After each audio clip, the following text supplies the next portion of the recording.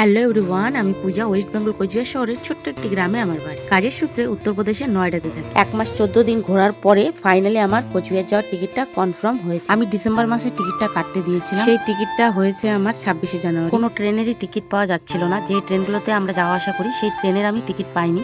তারপরে আমরা রাজধানীর টিকিট চেষ্টা করেছি, লাস্টে রাজধানীর টিকিট পেয়েছি, কিন্তু টিকিটটা পেয়েছি ঠিকই, কিন্তু ডেটটা আমার পছন্দ ছিল না। কারণ 26শে জানুয়ারি ঘরের থেকে কোথাও যেতে ইচ্ছে করে না, তবুও বাইরে দূরে কোথাও। জানোই তো তোমরা, দিল্লি শহর প্রচন্ড ব্যস্ত শহর আর খুব কড়া ডিসিপ্লিন। যাই হোক, টিকিট যখন হয়েই গেছে যেতে তো হবেই, তবুও বাড়িতে যাচ্ছে অনেকটাই আনন্দ। তার জন্য আর বেশি দেরি না করে প্যাকিং শুরু করে দিলাম। আমি কোনোদিনই প্যাকিং আগে থেকে করি না, টিকিট হয়ে যাওয়ার একদিন আগেই আমি প্যাকিং করি।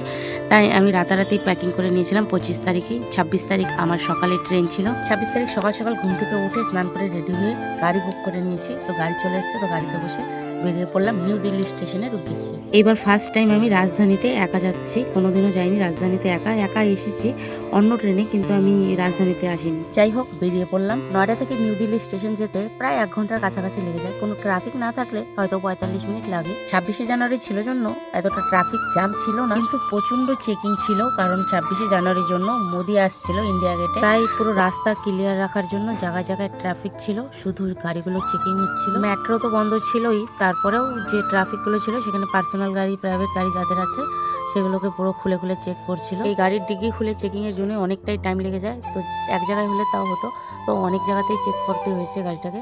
তারপরে আমরা ফাইনালি চেক করে এখান থেকে, এটাই লাস্ট চেকিং ছিল, তো এটাই করে আমরা বেরিয়ে পড়লাম। এটা লাস্ট চেক কারণ হচ্ছে এই আমরা অনেকক্ষণ আগেই নয়ডা গেট পার করে চলে আসছি, দিল্লিতে ঢুকে পড়েছি। তো আমরা এই যে যমুনা নদী পার হচ্ছি এখন, এটা হলো যমুনা নদীর ব্রিজ।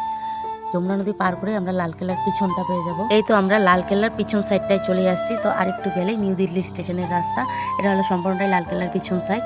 এই শহরে আমি কারোর সাথেই প্রতিযোগিতা করি না, কারণ আমার লক্ষ্য আলাদা। যা হচ্ছে হোক, আর কোনো অভিযোগ নেই। আমিও দেখতে চাই আমার ঠিক কতটা সহ্য ক্ষমতা আছে। শুনেছিলাম কেউ একবার বলেছিল, ভাগ্য তার সাথেই খেলে যে ভালো খেলতে জানে। অপেক্ষায় আছি, আজ না হয় কাল শেষটা সুন্দর হতেই হবে। কারণ অপেক্ষা কখনো খালি হাত ফেরান না। ভালো মন্দ দুই নিয়েই যদি জীবন হয়, তবে মন্দের শেষটা তো ভালো হওয়ারই কথা, তাই না? তো ফাইনালি বন্ধুরা, আমিও চলে আসলাম নিউ দিল্লি স্টেশনে।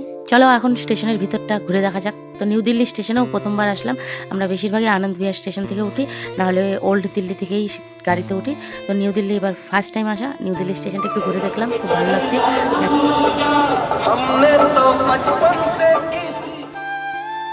যাই হোক, স্টেশনের বাইরটা খুবই সুন্দর ছিল। কত রকমের, কত রাজ্যের, কত দেশের মানুষ এই স্টেশনে দেখতে পেলাম।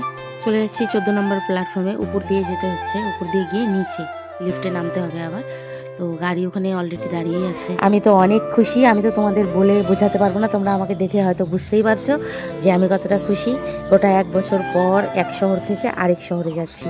দিল্লি থেকে কোচবিহার যাচ্ছি নিজের বাড়ি। লিফটে করে নিচে চলে এলাম। তো সামনেই ট্রেন দাঁড়িয়ে আছে, কিন্তু আমার যে বগিটা ছিল, যেটা আমার কনফার্ম সিট ছিল, সেটা একটু দূরে ছিল, B1 ছিল। তো হেঁটে আসতে হয়েছে। তো গেটের সামনে দেখলাম প্রচণ্ড ভিড় পার করে ট্রেনে উঠেই পড়লাম। ট্রেনটার রাইট টাইম ছিল 11টা 45-এ। তো সেই ট্রেনটা 1টা 10-এ ছেড়েছে, এতটা লেট। তো ওই সময়টা আর ভিডিও করিনি আমি কোনো কিছুই। তারপরে ট্রেন ছেড়েই দিল নিউ দিল্লি স্টেশন থেকে 1টা 10-এ। আমরাও রওনা দিলাম। 26শে জানুয়ারি ছিল জন্য প্যারোডি হয়, ইন্ডিয়া গেটে অনেক কিছু হয়। তো দিল্লির এত ডিসিপ্লিন না, তার জন্য ট্রেনটাকেও এতটা টাইম লেট করে রেখেছে। কারণ রাজধানী কোনোদিনও এতটা লেট হয় না। তো আমরা নিউ দিল্লি স্টেশন পার করে আমি চলে এলাম। যেহেতু ট্রেনটা লেটে ছেড়েছে, তো লাঞ্চের টাইম হয়ে গিয়েছিল। তো ক্যান্টিন থেকে চলে আসছিল আমার খাবার। তো আমার সাথে একটা আন্টি ছিল, সেই আন্টিটারও বাড়ি কোচবিহারে। উনি ওনার ভাইয়ের বাড়িতে ঘুরতে আসছিল। আন্টি ভাইয়ের বাড়িতে আসছিল ওনার দিল্লিতেই। তো 23শে জানুয়ারি আসছিল, সরস্বতী পুজোর দিন। তো 26শে জানুয়ারি আবার যাচ্ছে। ভালোই হলো, আমার একটা সঙ্গী পেয়ে গেলাম। তো পাশাপাশি আমাদের সিট ছিল দুজনে। একা একা যাচ্ছিলাম, কেমন একটা ভয় ভয়ে একটা থেকেই যায় মনের মধ্যে। তো যাই হোক, আন্টির সাথে দেখা হয়ে খুবই ভালো লাগলো। একই জায়গার মানুষ আমরা। তো আন্টির বাড়ি কোচবিহার মদন বাড়ির এখানেই বাড়ি। লাঞ্চ করে আমি শুয়ে পড়েছিলাম। তো সন্ধ্যা হয়ে গেছিলো। তো আন্টিকে শোয়ার আগেই বলেছিলাম, আন্টি একটু আমাকে ডেকে দিও লখনৌ স্টেশন আসার আগে। তো লখনৌ স্টেশন যখন আসবে তার আগে আন্টি আমাকে ডেকে দিয়েছিল। আমার অনেক দিনের ইচ্ছা ছিল লখনৌ স্টেশনটা দেখার। তো 8টা 3-এ লখনৌ স্টেশন থেকে ট্রেন আবার ছেড়ে দিল। অনেকক্ষণ দাঁড়িয়েছিল। লখনৌ স্টেশনটা খুবই সুন্দর ছিল, খুবই সুন্দর, বলার মতো না। তারপরে রাতের ডিনার করে আবার শুয়ে পড়লাম। তো শুয়ে মোবাইল দেখতে দেখতে কখন জানি না সকাল হয়ে গেছে, ঘুমিয়ে পড়েছিলাম। তো উঠে দেখলাম নিউ জলপাইগুড়ি স্টেশন। ফাইনালি আমাদের ওয়েস্ট বেঙ্গলের আমার শহরের কাছাকাছি আমি চলেই আসলাম। আর 2-2.5 ঘন্টায় আমি পৌঁছে যাব নিউ কোচবিহার স্টেশন। বাড়ির কাছাকাছি চলে আসলে সেই সময়টাই আর কাটতে চায় না। 2-2.5 ঘন্টায় মনে হচ্ছে যেন 2-3 দিন লেগে যাবে। তো নিউ জলপাইগুড়ি যখন ট্রেনটা দাঁড়ালো তখন আমি স্টেশনে নামলাম। আন্টিটা নামতেই দিচ্ছিল না, তাও আমি জোর করে আন্টিটাকে গেটের সামনে দাঁড়া করিয়ে নিয়ে নামলাম। নেমে একটু স্টেশনের এই পাশে দেখে কোনো কিছু খাবার পেলাম না, তো কী করবো, আবার ট্রেনে উঠে বসে পড়লাম। আমি নেমেছিলাম এই জন্যই, কারণ আন্টিটা আমাকে পুরো ট্রেনটা কাল থেকে খাইয়ে খাইয়ে নিয়ে আসছিলো। তো আমি ভাবছি স্টেশন থেকে কোনো কিছু স্টেশনের বাইরে যদি পাই তাহলে ভালো কিছু নিয়ে নেবো। তো কিছু পাইনি, লাস্টে আনার পেয়েছি, মানে ডালিম পেয়েছি আর আপেল পেয়েছি, এই দুটো নিয়ে নিয়েছিলাম। তো নিউ জলপাইগুড়ি স্টেশন ছেড়ে দিয়েছে। যাই হোক, আর 2-2.5 ঘন্টা, তো 2-2.5 ঘন্টা কী করবো, এই যে পুচকুটার সাথে খেলছিলাম কাল থেকেই। আমি কাল থেকে বেশি একটা চেনে নিয়ে মিশতে পারিনি, তো রাতটুক তো ট্রেনেই কেটে গেল। তো দিনের বেলা একটু দেখে ও মিশছে, আমাদের সাথে কথা বলছে, খেলছিল, আমাদের সাথে হাসছিল। আমি আর আন্টিটা ওর সাথে অনেকক্ষণ মজা করলাম। পুচকুটার বাড়ি হচ্ছে ডিব্রুগড়, আসাম ডিব্রুগড়। তো ওর মার কাছ থেকে আমার কাছে আসছে, কারণ আমি এই যে এই সাইডে সিটটা ছিল না, তো এই সাইডে সিটে বসে আছে। ও আমার কাছে এসে বসে সিটের বাইরে সব কিছু দেখছে, জলের বোতল নিয়ে খেলছে, ভালো লাগছিল। অনেকক্ষণ ওর সাথে টাইম কাটালাম। তো দেখতে দেখতে 2-2.5 ঘন্টা কেটে গেছে, বুঝতেই পারিনি। তারপরে পুচকুটার অনেকক্ষণ ভিডিও করে নিলাম, ফটো তুললাম পুচকুটার সাথে। তো পুচকুটার নাম হচ্ছে আনসু। অনেকক্ষণ মিশতে মিশতে বসে থাকতে থাকতে ওর মার সাথে কথা বলতে বলতে তারপরে ওর মা বলছে, তোমরা অনেকক্ষণ থেকে ওর সাথে মিশছো, কথা বলছো, এখন তোমরা নেমে যাবে। তো ওই কান্না শুরু করে দেবে। হ্যাঁ, সত্যি সত্যি তাই হয়েছিল। আমরা যখন নামবো, উঠে আসছি সিটের থেকে, তখন পুচকুটা কান্না করছিল। বাচ্চারা মানুষ চেনে, মানুষের সাথে মেশে, তো মনে হচ্ছিল আমি ভালো মানুষ, তার জন্য আমার সাথে বাচ্চাটা মিশে অনেকক্ষণ মানে হাসছিল, খেলছিল, অনেকক্ষণ ছিল।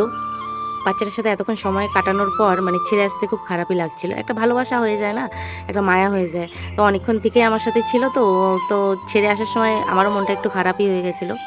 যাই হোক, আমি ফাইনালি নিউ কুচবিহার স্টেশনের কাছাকাছি চলেই আসছি। ব্যাগ নিয়ে গেটের সামনে এসে দাঁড়িয়ে পড়লাম, কারণ বেশিক্ষণ স্টপেজ দিবে না, তার জন্য আমি সামনেই একদম যেন ট্রেন দাঁড়াতেই নামতে পারি এরকমভাবে দাঁড়িয়েছিলাম। তো ফাইনালি আমাদের নিউ কুচবিহার স্টেশন চলেই আসছে। তো আন্টিও নিউ কুচবিহার স্টেশনে নেমে পড়বে। এই তো নিউ কুচবিহার স্টেশনে গাড়ি যখন ঢুকছে, गाड़ी संख्या 205004 राजधानी एक्सप्रेस न्यू दिल्ली से चलकर न्यू अलीपुरद्वार न्यू बोंगाईगांव गुवाहाटी के रास्ते डिब्रूगढ़ को जाने वाली प्लेटफॉर्म क्रमांक 5 पर आ रही है। ফাইনালি আমাদের মঞ্জিল চলে আসছে। এখন আমরা নেমে যাবো ট্রেন থেকে। বাইরের পুরো শ্যুটটাই বাচ্চা করেছে, আমার বাচ্চারা গিয়েছিল আমাকে স্টেশনে আনতে, তো তখন ওরাই এই ভিডিও শ্যুটটা করেছিল। ট্রেনটা এত স্পিডে আসছে, যতটা টাইম লেট করেছিল সেই টাইমটা মেকআপ নিয়েছে, শুধু 25 মিনিট লেট ছিল আর কি, বেশি একটা লেট ছিল না। খুব তাড়াতাড়ি পৌঁছে গেছি স্টেশনে, ভালো লাগলো। নাহলে অন্য ট্রেনে আসলে কোনো ট্রেনে 2 দিন লেগেই যায়, প্রায় 2 দিন 2 রাত লেগেই যায়। বাচ্চারা বুঝতে পারেনি বগিটা ঠিক কোন জায়গায় পড়বে, তো ওরা অনেকটা আগে দাঁড়িয়েছিল। তার আগে আমি নেমে পড়েছি। পেন্টিঘাটের যে স্টাফরা থাকে তারাই আমার আর আন্টির ব্যাগগুলো নিচে নামিয়ে দিয়েছিল। তো অনেক দিন পরে মেয়ের সাথে, ভাস্তির সাথে দেখা, খুব আনন্দ লাগছিল বাচ্চাদের সাথে দেখা করে। তো আন্টি অনেকক্ষণ থেকে বলছিলাম তোমাদের দেখাইনি, এই যে সেই আন্টি। দিল্লি থেকে কোচবিহার আসার এই মিনি ব্লগটা তোমাদের কেমন লাগলো অবশ্যই কমেন্ট করে জানাবে। আজকের মতন এখানে শেষ করছি, বাই বাই।